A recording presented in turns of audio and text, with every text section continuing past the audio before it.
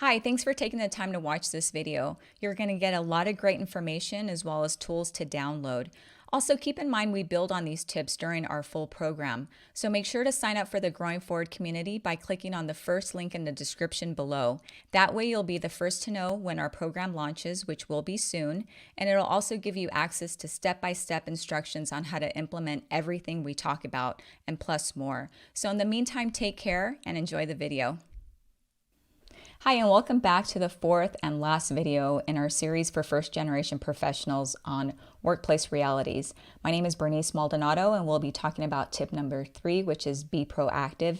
Build your village, or your network in this case. Now, if you watched the first video, we talked about 3 different workplace realities, and the third one was it takes a village. And this is where we mentioned that in our research, we found that first-generation professionals reported finding structured company programs helpful in building their network and also finding mentors. And we also mentioned how in other studies, it's mentioned that having a good network and having mentors is critical to advancing in your career. Unfortunately, a lot of minorities and women do not have access to each, which makes building a network extra important. And to build a network, we recommend 3 steps, building your network or your village.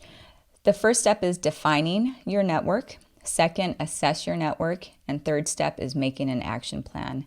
And we'll go through each of those right now. So step 1, defining your network. So we recommend making sort of an inventory of your current network. And you can do this very easily either by jotting a list of names down and reminding yourself how you know them, where you met them, etc. We provide actually a worksheet as part of your downloadables for this video, a worksheet you can use to start filling out and making an inventory of your network.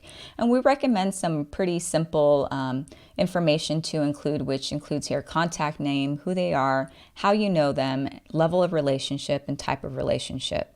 Now, when it comes to level of relationship, there's 4 kind of levels that we talk about, starting with inner circle. Inner circle are those people that know you best. They usually know you both professionally and personally, and those are the people that have your back and will make a recommendation for you for a job or a new opportunity at any time. So those are the people you know best. And expect that you're going to have a pretty small inner circle because a lot of times it won't be a huge group. It'll just be a pretty intimate small group. So don't expect too many people in there. Second is secondary contacts. So these might be people that you see on a daily basis. Maybe you work with them. They mostly know you from a professional level, but they definitely can speak to the work, to the work you do. Third is followed by outer circle. So these are people you may see every once in a while periodically. They know about you. They may not know you as closely as your inner or secondary circle, but they know about you. They know you by name. And then last, there's a dream team. Dream team are people that you don't know yet, but you would like to get to know and you would want them to know about you as well. Then followed by type of relationship. So this is how you know that person. So whether they help you get your work done, they can help you with career advancement, they can provide you with personal support, or they serve as some sort of role model. So really quickly on this example that we have here, we have CJ, who's my manager. I know him from work, and level of relationship is they're a secondary this person's a secondary contact because I don't really see them in the office very much. They're traveling a lot, so I maybe see them once a week.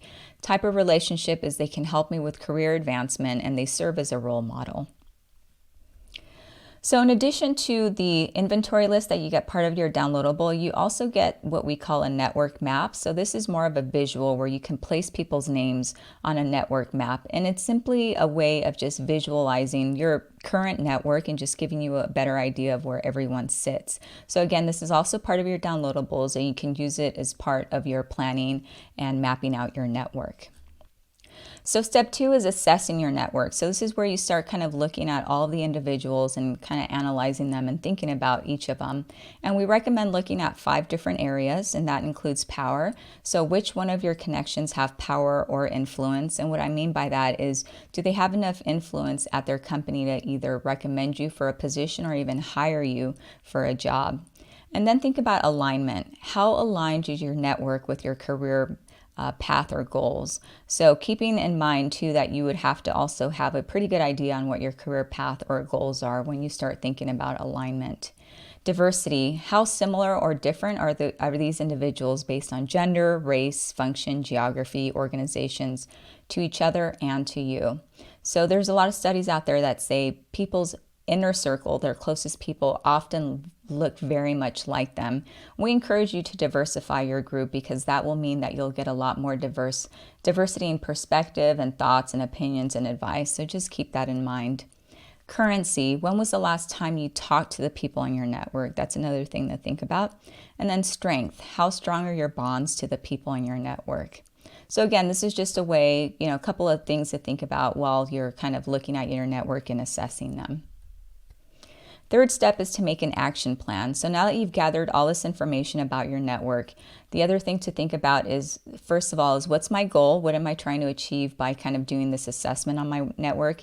And second of all, it's putting this information onto a worksheet, which again is part of your downloadable, and determining what next steps to take. So in this example, this person's goal is to maintain and grow their professional network. So maybe they're in a role where they're looking to learn as much as possible. They're not looking exactly to get a new job or to move in any way. So perhaps they just want to really focus on maintaining and growing their network. So in this example, we've listed just a couple of examples here. So on the first line, you'll see CJ, the manager again, how you know them through work, level of relationship, type of relationship. Their influence is medium. Last contact they had was last week because again, I mentioned that they may travel a lot and you only see them once a week. The action is to invite them to lunch. The purpose is to get feedback on performance and to complete by December of this year, for example. So in this example, if you wanted to reach out to your manager to ask them to lunch, you might just send them an email, just ask them, hey, would appreciate getting together for lunch to get some feedback over the year. Would appreciate maybe doing a quick lunch. If you don't mind, I would like to set up and schedule some time on your calendar. Talk to you soon. Something simple like that. And again, it really depends on your relationship with that person. So that's simply an example of how your action plan might look. And again, this is also part of your downloadable, so don't worry about having to write down any of the information in these columns. You'll get that as part of your downloadable. So again, as I mentioned earlier, you do get some downloadables with this video. So you'll get the more detailed steps on how to build your network, and then you'll also get the spreadsheet where you can make an inventory and start your action plan, and of course your network map. And as always, if you have questions on any of what we just talked about or any of the downloadables, feel free to ask questions on our Growing Forward Facebook page, because again, we always want to share answers with the group so that everyone can see your question and also get our answer back. And one last thing, if you want to start building your network, you're always welcome to reach out to me and connecting with me on LinkedIn.